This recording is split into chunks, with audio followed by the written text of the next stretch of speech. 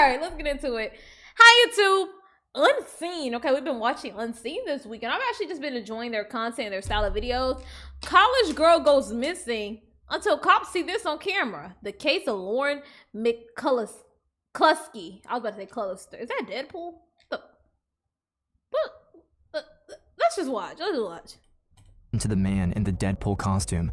This footage shows him walking through a college campus parking lot in broad daylight. For the past 2 weeks, the man has been stalking this student, 21-year-old Lauren McCluskey, and on October 22nd, 2018, Lauren disappeared without a trace. Jesus October Christ. 13, just 9 days earlier, Lauren walked into the campus police department and reported that she had been receiving threatening text messages from unknown numbers. In the following week, she called the cops a total of 14 times, but no one believed her. 14? October 9th, 10 days before the man was seen in the parking lot, security cameras from the Why something gotta happen for y'all to believe people, bro?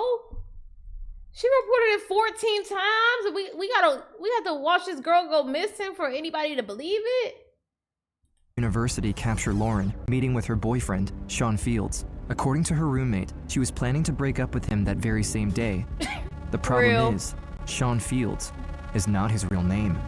Oh. The circumstances surrounding Lauren's disappearance would remain a mystery if it wasn't for the clues she left behind. She made sure someone would find out the truth about what happened to her and expose the man in the Deadpool costume. Oh. He was a predator, manipulator. Very skilled at getting what he wanted. Someone who you shouldn't believe a word of what they say. Let me tell you one thing. Someone who you shouldn't believe a word. I wouldn't believe a nigga with a mohawk. I wouldn't believe no man with a mohawk past the age of 12. You're already unserious. I can't trust you. I can't trust you. Word of what they say. The year is 2013. Lauren lives with her 2 loving parents, Matthew and Jill, in the small town of Pullman, Washington. She has a happy childhood, doing well in school, and has many close friends. She was the kind of friend that you could rely on. It wouldn't matter the time or the day. If you needed someone to talk to, Lauren would be there for you. Growing up, Lauren showed a natural talent and passion for sports. She was incredibly fast and agile, impressing her parents from an early age. Lauren was just athletic from the very beginning. She could climb trees at 2 years old and she had no fear. She was pure determination. With her parents' encouragement, Lauren pursued her love for sports, quickly discovering a talent for track and field. At only 10 years old, she earned second place at the USA Junior Olympics, and by the end of high school, the University of Utah recognized her excellence and granted her a scholarship. It's now September 2015. Lauren and her parents arrive at the vibrant Salt Lake City campus, home to over 20,000 students. Her parents are anxious about leaving their only daughter at college, hundreds of miles from her small town. But Lauren's confidence and maturity help her quickly make new friendships, including her new best friend, Alex. We were roommates our freshman year, and we became instant friends. For the next 3 years, Lauren continued to excel in everything she did. She was dedicated and determined, focused on her studies, track events, and of course, spending time with her many close friends. Her eyes lit up when she talked. Super smart. You didn't just see her as an athlete. She was a comedian. She's also a dancer. She did extremely well. She was very excited about graduating. But on the night of September 1st, 2018, Lauren's life would change forever. It's the start of her final year of college, and Lauren, having recently turned 21, decides to go out on the weekend for a fun night with her best friend Alex. It's Saturday night. Downtown Salt Lake City is bustling with nightlife as students fill the streets and bars. Lauren and Alex arrive at the entrance of the London Bell, a popular bar in Salt Lake City, known for their live music and dancing, and conveniently, only 15 minutes away from their dorm. Before entering, they're stopped by the bouncer, a friendly and charismatic man standing over 6 feet tall. He greets the 2 young women with a smile and introduces himself as Sean Fields before letting them inside the establishment. I remember him being very huge, very big muscles. Throughout the night, he would come back and pass through and stop and talk to us a few times. It's now midnight, and after a full evening of fun, the girls decide it's time to head home to get a good night's sleep, as they both have studying to do the next day. Lauren walks toward the bar's exit, when suddenly, there's a hand on her shoulder. It's the man she's been sharing glances with all evening, the handsome bouncer, Sean. They chat for a bit more, and before saying their goodbyes, he asks her out. She gave him her number, and they made plans to go on a date later that day.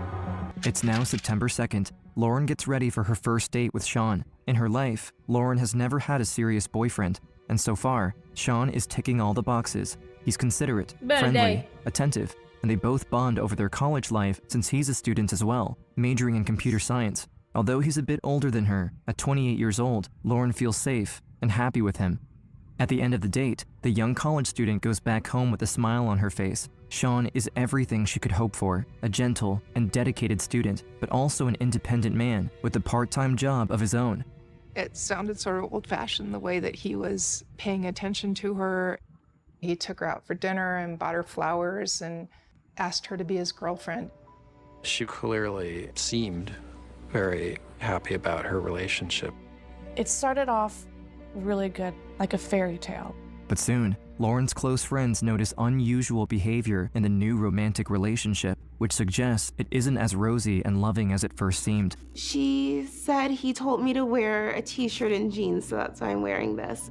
Her friends become concerned, noticing the independent Lauren they know and love now seems to be questioning her every decision. The affection and devotion Sean gives her now looks much more like obsessive and controlling behavior. He constantly harasses Lauren over texts and calls, and she would always answer, seemingly fearful of what would happen if she didn't. Why do you have to you gotta bought them type of niggas early, bro. Immediately, no. There's no reason you should be blowing up my phone at no time of the day. No, I'm talking about blowing it up. Like, it ain't no emergency or nothing. You just nosy. No, block. To your phone when that person calls, and she's like, you know, they really want me to answer my phone right away because they just want to make sure Absolutely not. what I'm doing and if I'm okay. After just a few weeks into the relationship, Sean now spends all of his time with Lauren, basically living with her on campus. He makes friends with other students in her dorm, and with these connections, he can freely move through her building without a key card. Lauren becomes more and more withdrawn, always exhausted, and her friends notice she isn't acting like herself anymore. We noticed she was tired. She seemed stressed. You could tell, at least physically in her face, that she was going through emotionally a lot with the relationship. This guy is literally not good for her. October 1st, 1 month after Lauren met Sean, things take a disturbing turn. Sean tells Lauren he wants to give her something. He says it is for her protection. The gift? A loaded military-grade pistol. We would just tell her, like, no, you don't need it. Your safety is fine. If anything, he's compromising your safety. When Lauren's friends hear that her boyfriend wants to give her a gun, they quickly tell their resident assistant, Diamond, a fellow student who works for the university's housing department, exactly what's happening with the new relationship and share their fears surrounding Lauren.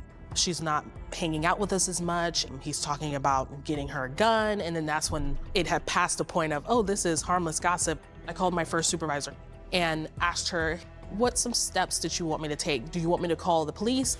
Surprisingly, Diamond is not told to contact the authorities, but rather send an email to the university security and explain to them the details of the escalating situation. And so, on October 2nd, 1 day after the unsettling gift, campus security receives the first alarming email about Sean Fields. The concerns are mostly centered around Lauren and that she may be in a potentially harmful relationship, but also that her non-resident boyfriend has been on campus frequently, and that he might be acquiring a weapon for her, and there are suspicions that he's even tracking his girlfriend's movements.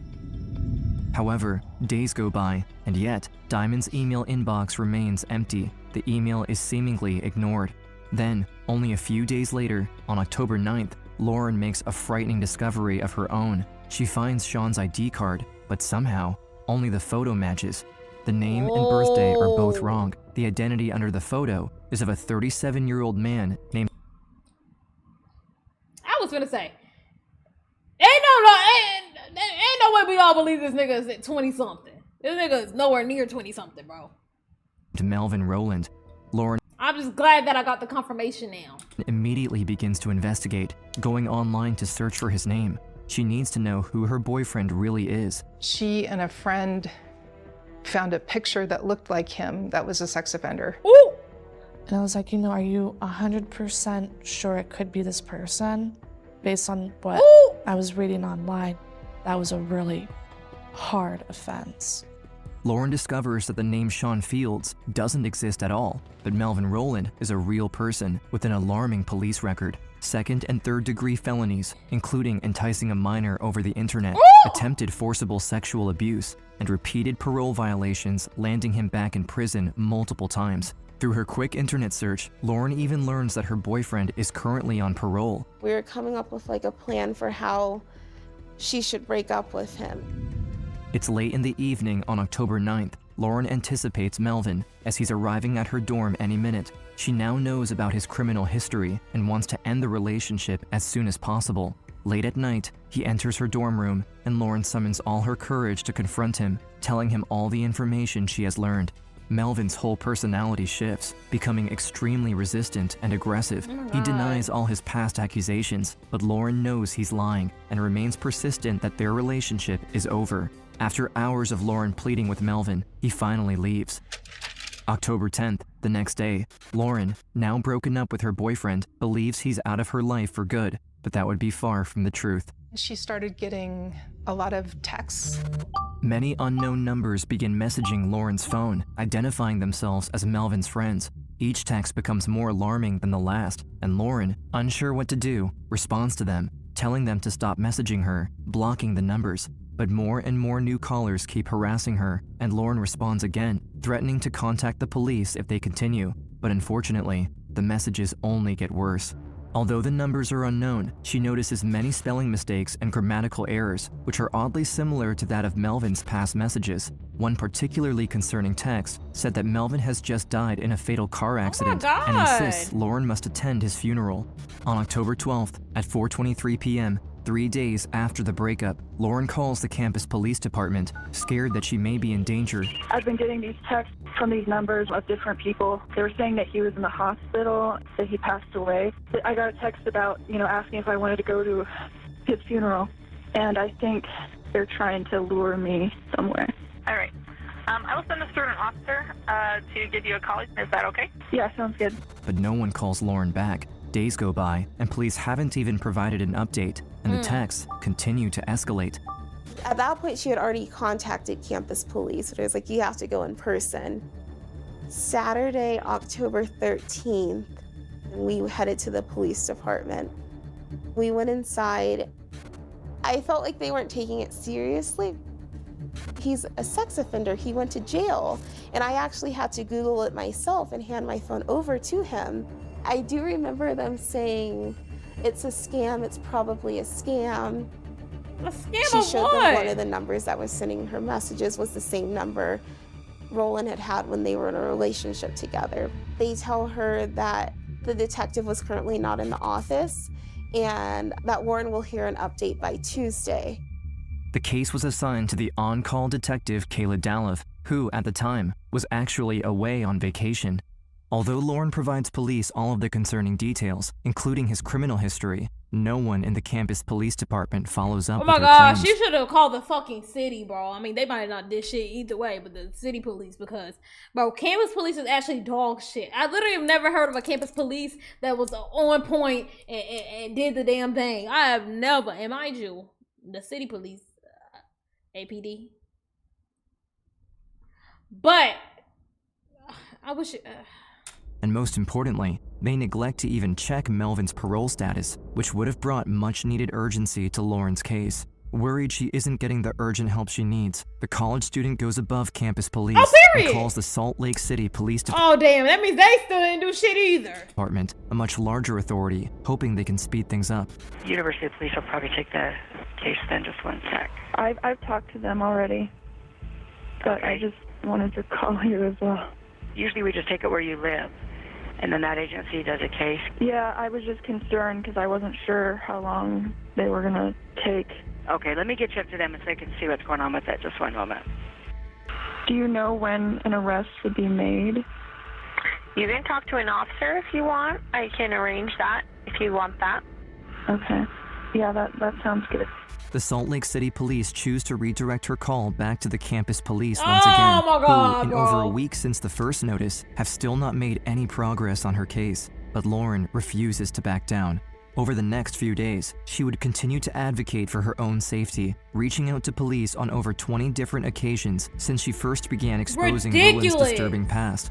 She was still being harassed and she was still getting messages. I know she was nervous. It's October 19th. Melvin had recently bought a Deadpool costume. The comic book superhero movie Deadpool 2, starring Ryan Reynolds, had come out earlier that year, and Melvin was planning to wear this outfit on Halloween in just a few grown-ass, almost 40-year-old, sex offender-ass nigga talking about I'm about to go wear a Deadpool full-body costume. Get the fuck out my face, bro. weeks. But in this footage, captured just 10 days after Lauren broke up with him, Melvin is seen lurking around campus, his identity concealed, secretly searching and stalking Lauren. At 4:02 p.m., Lauren has no idea that her ex-boyfriend is stalking her right around the corner. Notice how he holds a small black bag. Police would later discover hidden inside the bag was a deadly weapon, a fully loaded .40 caliber Beretta. 3 days later, on October 22nd, Melvin is captured again by multiple security cameras, lurking around the campus, looking for Lauren once more, and holding the same black bag. 8 p.m. later that same day, Lauren finishes her last class and heads back to her dorm alone like any other night. While walking, Lauren calls her mom back home in Washington State. The family routinely calls each other almost every day to chat about their day and the overall updates about how things are going. She sounded positive and, telling me that she was going to go home and finish an assignment. Matthew and Jill, both hundreds of miles away, are talking with Lauren on speakerphone when suddenly, both parents hear strange noises over the phone, and then the sound of someone yelling. She must have gotten tackled or something because I hear the phone fell to the ground. We were yelling, Lauren, Lauren. I kept calling for her and she didn't answer. I knew that her life was in danger at that time. I took the landline and dialed 911. Hi, my daughter, Lauren McCluskey, was talking to her mom. It sounded like someone might have been grabbing her or something. We were scrambling, trying to figure out where she might be. All units attempt to locate a suspect involved in possible kidnapping. The victim is Lauren McCluskey. Police, after weeks of Lauren's calls, finally take the case seriously and desperately look for the missing young woman, you gotta go searching the area missing as for people fast to as give a possible, damn. but nothing turns up. Lauren's parents keep calling the police. Everyone is now on the lookout for Lauren. At that moment, police might have just received their first lead when authorities get a phone call from a student who found something while walking through the campus. Hi, I just found a whole bunch of stuff spread out all over the ground and a phone that had an active call. I picked it up. Where is that backpack out? Can you get a location for me? Police find Lauren's personal belongings scattered all over the ground, but she's still nowhere to be found. Dozens of cop cars and police dogs surround the area, setting up a perimeter. Worried students across the campus start asking questions. No answers, what were they looking for, what was going on? They're getting multiple calls from students wanting what we want students to do. The campus staff issues a shelter-in-place alert and releases a description of the prime suspect, Melvin Rowland. A manhunt begins. Police broadcast his face on television, hoping someone will recognize him. The clock is ticking, and Lauren is still nowhere to be found. I'm calling about my daughter, Lauren McCluskey, that's missing. We do have officers on scene handling right now. We're actively looking for her. We're doing everything we can to track her down. Finally, police review the security cameras and notice a man matching Melvin's description heading away from the college grounds. At 8:21 p.m., Roland is seen leaving the campus parking lot on foot. He proceeded to walk to a nearby light rail station before getting picked up by a driver. Hours go by, and police have no idea where he is or what he's doing, until, later that night, a terrified woman contacts law enforcement, telling them she recognizes the man wanted on the television. I saw the picture of this guy, and then I saw that he may have been picked up in a silver Sonata, which is like a description of my car. I saw the picture, but the name isn't the same, or the age. The woman tells police that Melvin, who once again assumed a different identity, went out with her that evening. She says they had met through an online dating app, and she had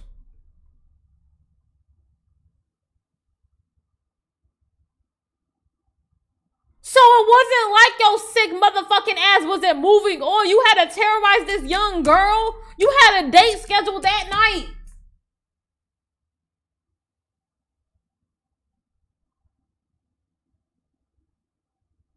You should have been lucky she didn't fucking call the police on your ass when she broke up with you because she found out you sex offending, lying ass, old ass man on fucking campus. But no, you harassed her, and that's the only reason she fucking contacted the police. And then you kidnap and kill her, and then mind you go on a date that night.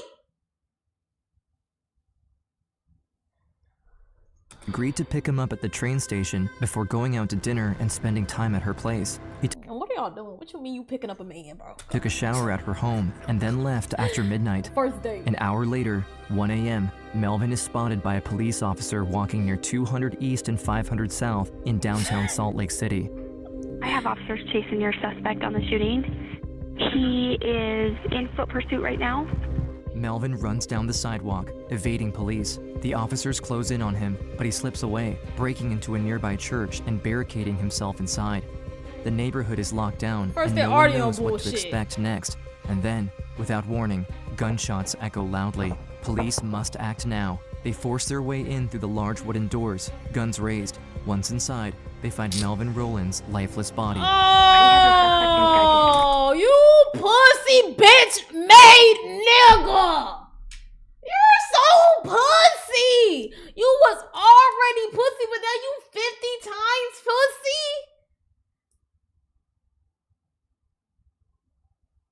The church, it looks like he has a gunshot wound self-inflicted. While police were on the hunt for Melvin, they were simultaneously looking for Lauren.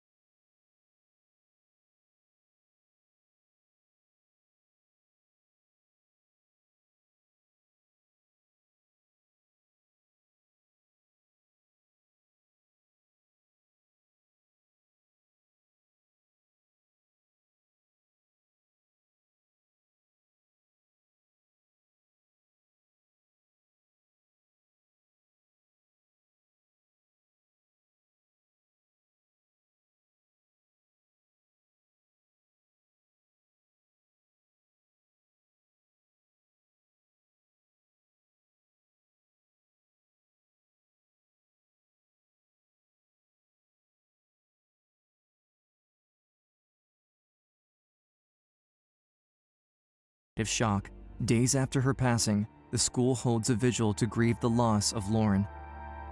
She was an amazing, genuine, and caring person. And she will be really missed. Matt and Jill McCluskey are in disbelief at how the campus police department could have overlooked their daughter's repeated pleas for help. Please, it's...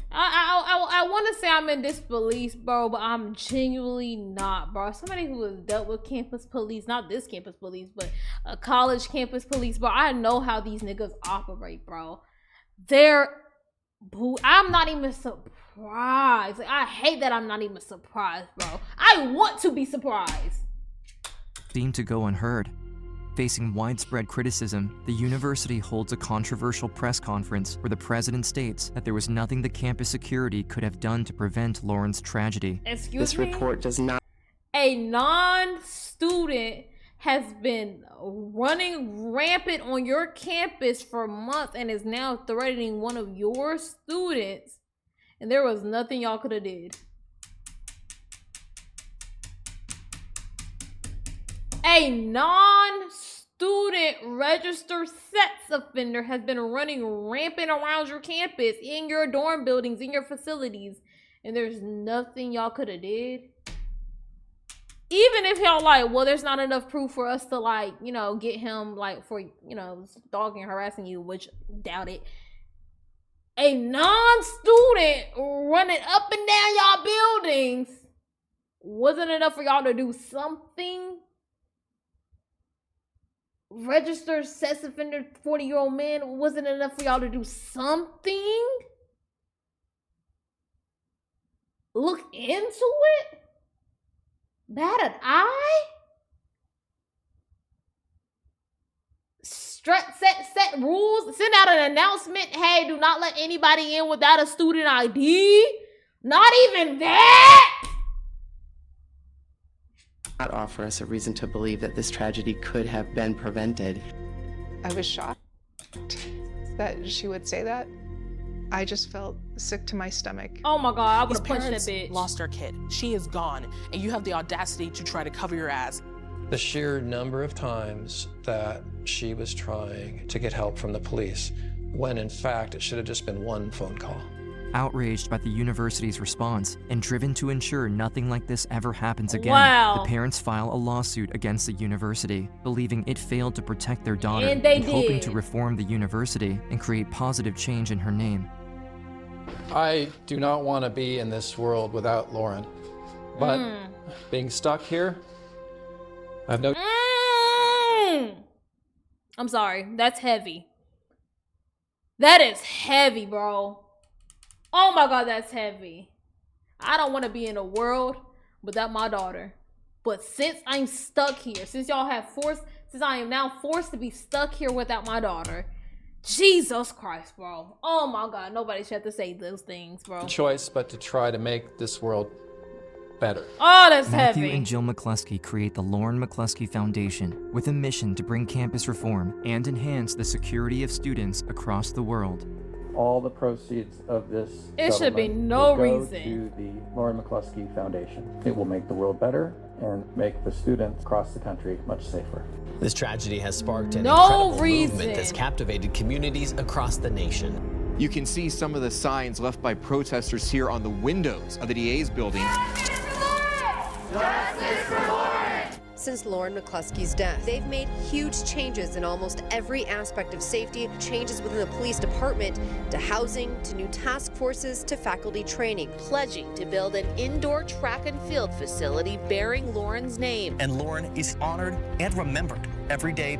Women must be believed and taken seriously when Yes. they ask for help. When there is a Yes. situation, if someone tells you what's going on, that you Let respond alone with 20 urgency. times. The family created what would become known as Lauren's Promise. A promise that I will listen and believe you if someone is threatening you. That promise taking root in communities nationwide. To increase awareness of the problem. This is not your fault that you're in this situation, and it's okay, let's talk about it and let's do something about it. I've had students come to me and say, because of Lauren's Promise, I'm alive. This is ridiculous. This is so fucking ridiculous. I don't know if we got an update on the lawsuit they had against that university, but I pray they fucking won. Because there's nothing that we could have done to prevent this. Their daughter should be here right now, and their daughter could have been here right now if y'all did y'all motherfucking job. And that's just that. And that's just that, bro. And that's just the baseline. This is not act like we cannot act like this was an off-campus event, kidnapping or killing.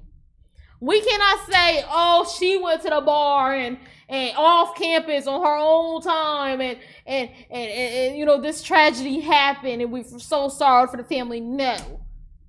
This is not what happened. This man has been lurking around campus, attacked her on campus, killed her on or near campus. She reported it beforehand 20 times to you guys, and nothing was done. Nothing was not even like a y'all didn't even like y'all didn't even like did y'all even do anything? Like what did y'all do besides write it down and put it in the system somewhere? Like, oh, that happened. Like what did y'all do? Was any action taken? I want to know, bro.